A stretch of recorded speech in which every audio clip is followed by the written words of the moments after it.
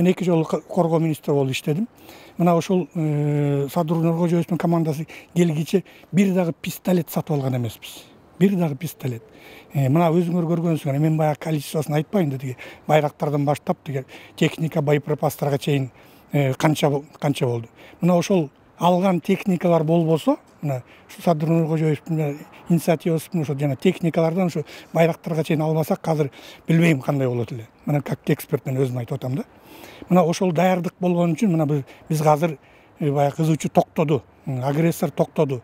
Эми бул кол коюлган протокол боюнча айтып кетсек, бул кандай десем, бул предварительный протокол болуп эсептелип турат да. Бул жерден көрүнүп турат, глобальный чоң нерсени эми камтык кылып атканычы. Анткени ал жерде билесиңер, граница деген такталган эмес.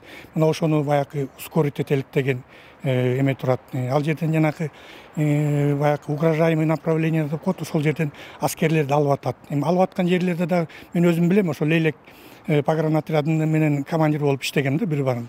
Ошол ал жерде кишилер жашабайт. Ал жерде мындай границадан алыс айылдар. Ошол жерден алып аткан бир жагынан деле мындай туура да. Анткени ал жерден көп мындай бир тил табышпай кеткен жерлер ошол жерлерде болуп атат да.